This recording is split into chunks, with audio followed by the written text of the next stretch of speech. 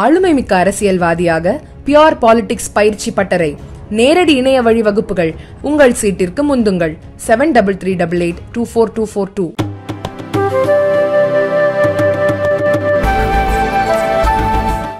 அது நடந்திருக்கலாமா, நடந்திருக்க கூடாதா, அதை பத்தி நான் சொல்ல விரும்புறேன். ஆனா இன்னைக்கு ஒரு நோபல் பிரைஸ் வாங்கி ஒரு கிராமீன் பேங்க் நடத்தி, Grameen telecom, Grameen investments, Grameen mutual funds, அந்த கிராமீன் அப்படிங்கிற பேர்ல முகமது யூனிஸ் அப்படிங்கிற மனிதன் ஏகப்பட்ட சோசியல் சேஞ்சஸ் கொண்டு வந்திருக்காங்க. இன்னைக்கு எல்லாரும் சேர்ந்து அவர் தான் எங்களுக்கு அட்வைசரா வேணும், we want him as an advisor, interim அட்வைசர்ங்கிறாங்க, ஈக்குவல் டு பிரைம் மினிஸ்டர். நேற்று முன்தினம் அவங்க சார்ஜ் எடுத்திருக்கிறாங்க. ஸோ இவர் இந்த நாட்டை வழிநடத்தணும் மாணவர்கள் விரும்புறாங்க. ஸோ மாணவர்களுடைய விருப்பத்திற்கேற்ப ஆர்மி என்ன பண்றாங்க, ஒரு டெமோக்ராட்டிக்லி எலெக்டட் கவர்மெண்ட் ஒருத்தர் இல்ல, அவர் வந்து உட்கார்ந்துருக்காங்க. இது எல்லாம் பார்த்தீங்கன்னா எந்த அளவுக்கு ஒரு சொசைட்டி இம்பேஷண்டா இருக்கு, எந்த அளவுக்கு ஒரு சொசைட்டி பாயிலிங் பாயிண்டா இருக்கு அப்படிங்கறது பங்களாதேஷ் காட்டுது. இன்னைக்கு ஹோல் ஆஃப் யூரோப் பார்க்கணும், ட்ரெடிஷனல் பாலிடிக்ஸை யாரும் விரும்புறது கிடையாது. ஹோல் ஆஃப் அமெரிக்கா பார்க்கணும், எல்லாமே ஒரு கிரியேட்டிவ் எக்கானமி வேண்டும் என்று நினைக்கிறாங்க. யாரு இது போல யூனிக்கான கிரியேட் பண்ணல, நெக்ஸ்ட் ஜெனரேஷன் கம்பெனிஸ் யாரும் உருவாக்கல. இளைஞர்கள் அவர்களை பார்த்து கோபப்படுறாங்க. சோசியல் சேஞ்ச் வேகமாக வர வேண்டும் என்று நினைக்கிறார். நம்ம நாடு இன்னைக்கு முன்னோடியா இருக்கணும். We are one of the fastest growing countries of the world. ஏன்னா நமக்கு தெரியும் இன்னைக்கு கிட்டத்தட்ட 7.5% இந்த நாடு குரோ ஆகுது. உலகத்தினுடைய 5வது பெரிய பொருளாதார நாடா இருக்கும். ஆல்மோஸ்ட் $4 trillion எக்கானமி, கிட்டத்தட்ட 8.5% growth potential, ஏகப்பட்ட யூனிகார்ன் ரெஜிஸ்டர் ஆகுது. ஒரு கிரியேட்டிவ் எக்கானமி நம்ம கண் முன்னாடி நம்முடைய நாட்டில் உருவாகி கொண்டிருக்கிறது. யூ ஆர் லக்கி, இந்த ஏஜ்ல சரியான நேரத்தில் நீங்க இந்தியாவுக்குள்ள நீங்க 20 வயசுல நீங்க பிறந்தது. இது அருமையா சொல்லுவாங்க, Charles Dickens Tale of Two Cities எழுதியிருப்பாங்க. It was the best of times, it was the worst of times. It was the age of hope, it was the age of despair. It is the age of young, it is the age of old எழுதியிருப்பார் Charles Dickens. அதாவது இன்னைக்கு இருக்கக்கூடிய அந்த நாடு பார்த்தீங்கன்னா குறிப்பாக இளைஞர்கள் உங்களை போன்று ஜஸ்ட் கல்லூரியில படிக்கிறாங்க, கல்லூரியில படிச்சு முடிச்சுட்டு வெளியே வர்றாங்க. அவங்களுக்கு ஃபவுண்டேஷன் போடக்கூடிய அற்புதமான ஒரு நேரத்துல நீங்க பிறந்திருக்கீங்க. 1980 மேபி நாட், 1991 தான் நம்ம கண்ட்ரியை ஓபன் பண்றோம். 2000 அப்பதான் நம்ம ஸ்டார்ட் ஆகிறோம் growth. 2024 நம்ம ரியலைஸ் பண்ணிட்டோம் நமக்கு இவ்வளவு பொட்டன்ஷியல் இருக்கு. சமீபத்தில் இந்தியா 100 ஒரு புத்தகத்தை படிச்சேன். நம்முடைய முன்னாள் சீஃப் எக்கனாமிக் அட்வைசர் ஐயா சுப்பிரமணியம் அவங்க எழுதிட்டாங்க. அந்த புத்தகத்தில் என்ன சொல்றாருன்னா 2047 முடியும் பொழுது India can become a $50 trillion economy. $50 trillion economy அப்படின்னா இன்னைக்கு $4 trillion எக்கானமி. இன்னைய விட நீங்க 12 மடங்கு grow பண்ணணும், 12 times more. 2024 what is our GDP? You can grow 12 times more. 2047 23 ஆண்டுகள்ல 12 மடங்குங்கிறார். யோசிச்சு பாருங்க. Just look at the potential. 4 trillion to 50 trillion is 12.5 times. Over 23 years, 23 வருஷத்துல 12 மடங்கு. இது கேள்விப்படாத ஒரு விஷயம். இதுவரை உலக ஜனநாயகத்துல எங்கேயும் நடக்காத ஒரு விஷயம் இந்தியாவில் நடக்கும். இது நிச்சயமா நடக்கிறதுக்கான வாய்ப்பு இருக்குன்னு former chief economic advisor 2018 to 2021 நம்ம தஞ்சாவூர்காரர், ரைட் நவ இன்டர்நேஷனல் மானிட்டரி ஃபண்டுடைய எக்ஸிகியூட்டிவ் டைரக்டர் இடியா இருக்கிறாங்க. அந்த புத்தகத்தை பார்த்து படித்து முடித்த பிறகு எனக்கு முழு நம்பிக்கை வந்திருக்கு. அவர் சொன்னது எல்லாமே பாசிபிள் தான். Factors of production, land, labour, technology மாற்றம் வரும், ஹீரோ பாப்புலேஷன் அளவுக்கு இருக்கும், ஒரு ஸ்டேபிள் மெச்சூர் டெமோக்ரஸியா மாறிக்கொண்டிருக்கின்றோம். இங்க இருக்கக்கூடிய இளைஞர்களுக்கு எல்லாம் ஒரு பெரிய ஹங்கர் இருக்கு, ஒரு வெறி இருக்கு சாதிக்கணும். இந்த 4 காம்பினேஷன் அதெல்லாம் பார்த்ததுக்கு அப்புறம் அரசு உங்களை விட ஒரு படி முன்னாடி இருக்கு. ஃபெசிலிட்டேட் பண்ணணும், இளைஞர்கள் வளர்ச்சிக்கு உதவணும், அடுத்த கட்ட நாட்டை தயார் செய்ய வேண்டும். அதனாலதான் பாத்தீங்கன்னா உலகத்துல இன்னைக்கு 23 ஆண்டுகள் பிளான் வைத்து பேசக்கூடிய ஒரே ஒரு பிரதமராக மோடி அவங்க இருக்கிறாங்க. 100 day program, 500 day program, 23 year plan, 2047 Vision for a Developed India. So அதனால்தான் நான் திரும்ப திரும்ப உங்களுக்கு சொல்வதில் ஆசைப்படுகின்றேன், கடமைப்பட்டிருக்கின்றேன். ஒரு சரியான நேரத்தில் நீங்கள் எல்லோரும் இருக்கிறீர்கள். நீங்கள் செய்ய வேண்டியது மிக முக்கியமானது, கஷ்டமானது. அடுத்த 5 வருஷத்துல you got to understand why you are born. இது முக்கியமான கேள்வி.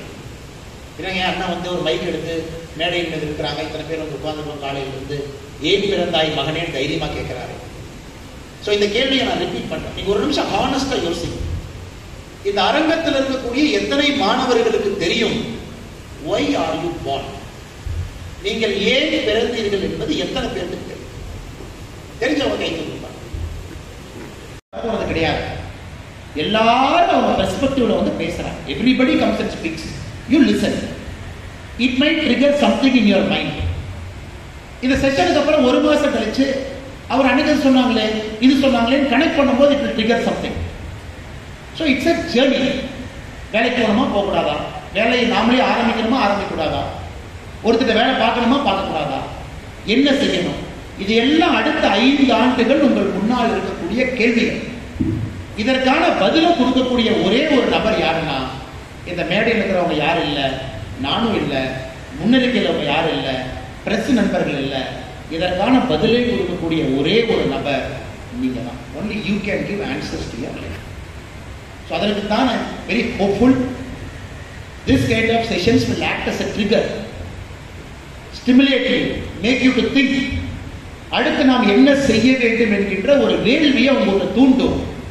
அடுத்த 5 ஆண்டு நீங்க படிச்சு முடிச்சுட்டு வெளியே வந்து ஸ்ட்ரகிள் பண்ணி நீங்க ஒரு ஃபேமிலி மேன் ஃபேமிலி உமன் ஆகிறதுக்கு முன்னாடி you will exactly find this is what I want to do in my life.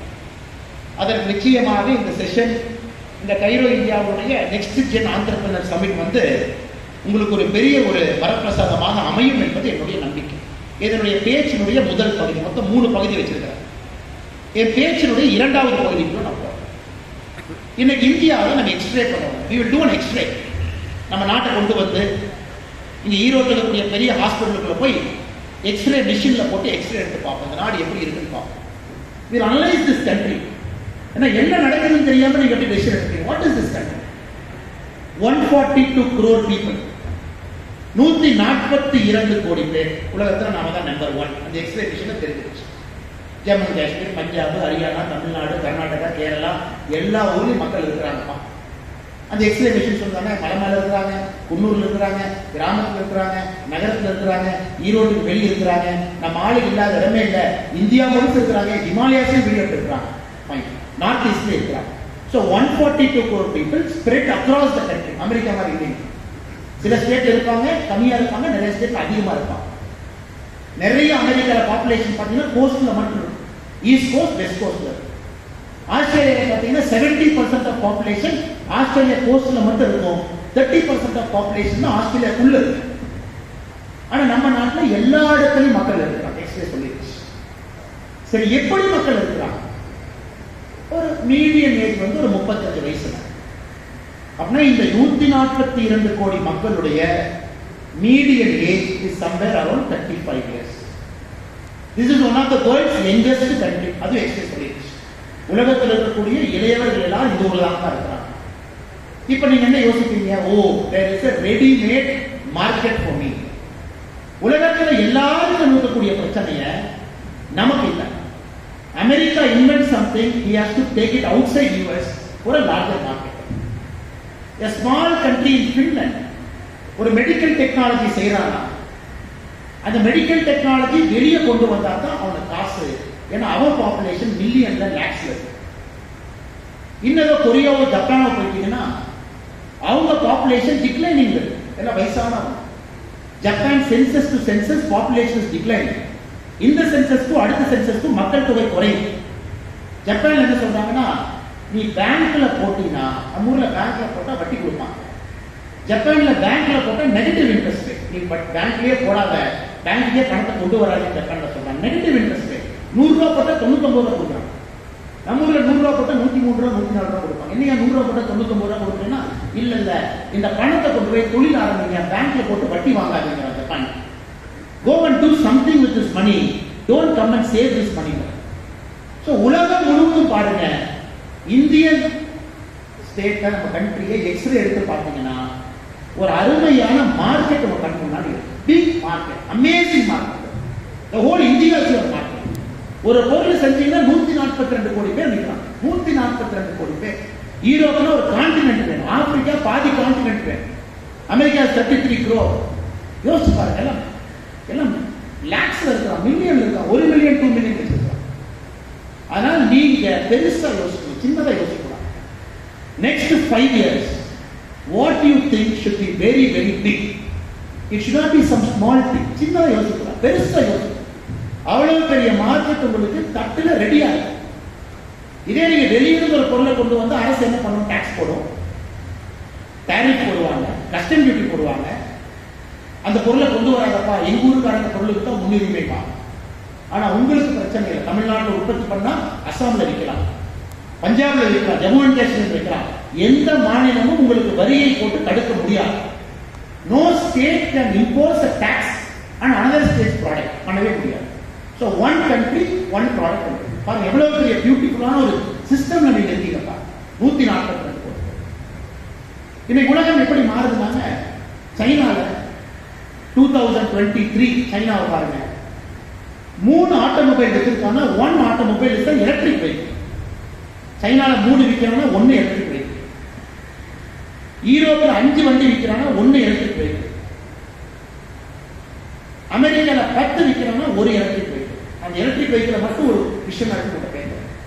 China 1 and 3 vehicle is an electric vehicle. Europe 1 and 5 is an electric vehicle. US 1 and 10 is an electric vehicle. India போன ஆண்டு last year 7% of the total vehicles sold is an electric vehicle. அப்பனா 16% roughly. 16% இந்தியால electric vehicle. 2022 2023 பாத்தீங்கன்னா நம்ம நாட்டுல, அதனால தான் next generation entrepreneur என்கிற தலைப்பு வச்சிருக்காங்க. The world is changing so fast. இப்ப ஒரு ஜெனரேஷன் 10 years ஓல்டரா ஒருத்தர் இருந்தாங்களாவே ஆர்கிடெக்டர்ஸ், சமுதாயத்தில் இருக்கக்கூடிய எல்லா மக்களையும் ஒரே பாதையில கொண்டு போகணும், எல்லாத்துக்குமே டாக்ஸ் வசூல் பண்ணணும், அந்த டாக்ஸை யாருக்கு திரும்ப எவ்வளவு கொடுக்கணும், ஆர்பிட்ரேஷன் பண்றவங்க பொலிட்டிஷியன்ஸ் இருக்கிறாங்க. Then there are regulators. Creation, ஒரு பொருளை உருவாக்கணும், ஒரு கம்பெனியை உருவாக்கணும், அதை ஒரு யூனிக்கானா மாற்றணும், ஒரு $1 பில்லியன் கம்பெனியா மாற்றணும், அதன் மூலமாக ஆயிரக்கணக்கான மனிதர்களுக்கு வேலை வாய்ப்பை உருவாக்கி கொடுக்க வேண்டும். இன்னைக்கு இந்தியாவை பொறுத்த வரைக்கும் we are becoming a creative society. இத்தனை ஆண்டு காலம் இல்லாத ஒரு தேசம் இன்னைக்கு கிரியேட்டிவ் நாடாக மாறிக்கொண்டிருக்கு. நம்புறேன் I can solve lot of our country's problem நினைக்கிறேன். So 114 unicorn. நீங்க உலக அளவுல பாத்தீங்கன்னா அமெரிக்கா has got 865 யூனிகார்ன். 860. இன்னும் 20 ஆண்டுகள் கழித்து இன்னைக்கு நம்ம 2024ல இருக்கும்.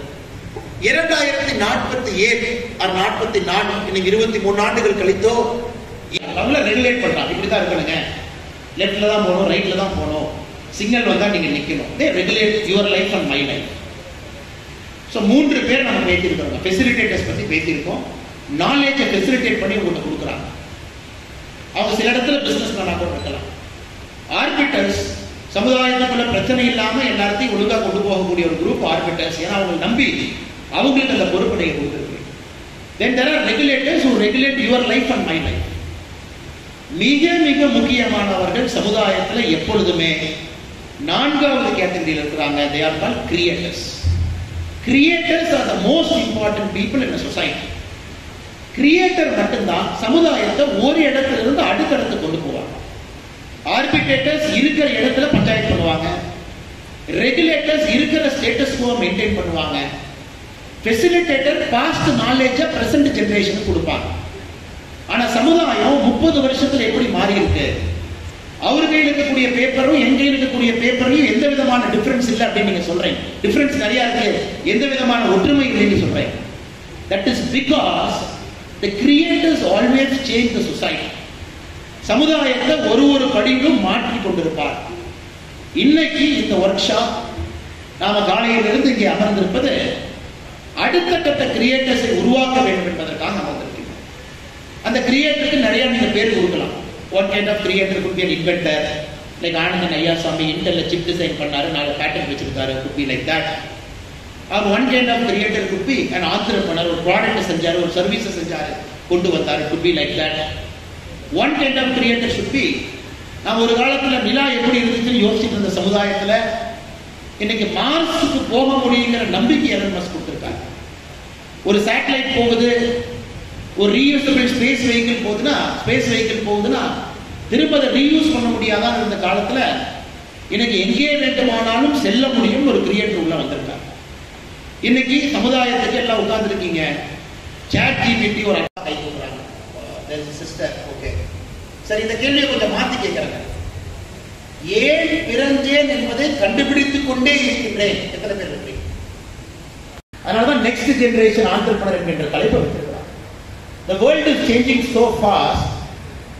இப்ப ஒரு ஜெனரேஷன் 10 years ஓல்டரா ஒருத்தவங்க இருந்தாங்களாவே ஆர்பிட்ரேட்டர்ஸ்.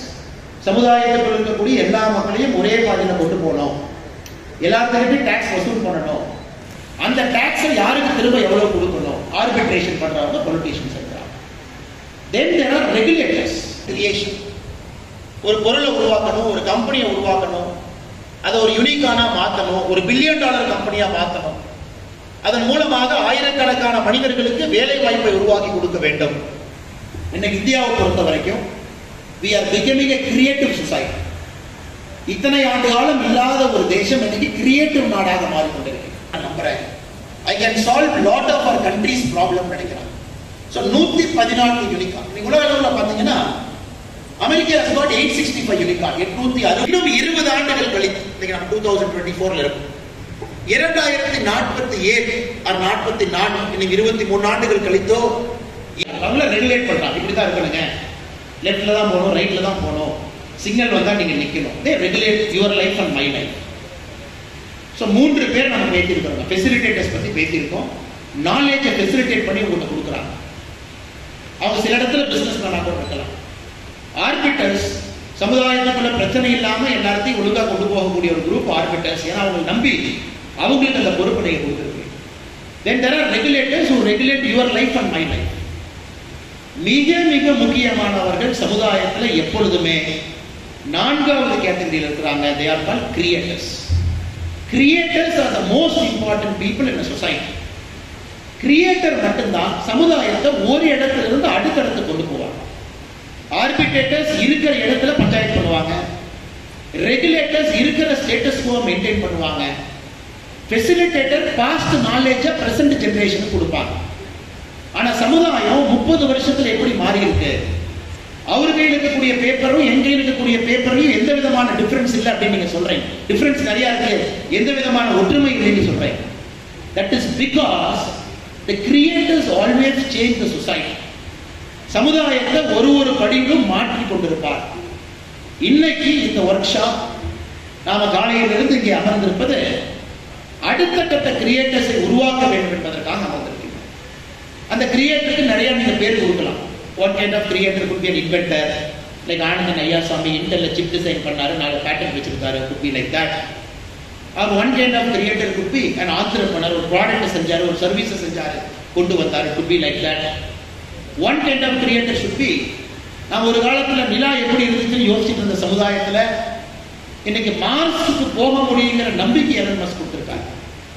ஒரு சேட்டலைட் போகுது, ஒரு ரீயூசபிள் ஸ்பேஸ் வெஹிக்கிள் போகுதுன்னா திரும்ப அதை ரீயூஸ் பண்ண முடியாதான் இருந்த காலத்துல இன்னைக்கு எங்கே வேண்டுமானாலும் செல்ல முடியும் ஒரு கிரியேட்டர் உள்ள வந்திருக்காங்க. இன்னைக்கு சமுதாயத்துக்கு எல்லாம் உட்கார்ந்து இருக்கீங்க. ChatGPT ஒரு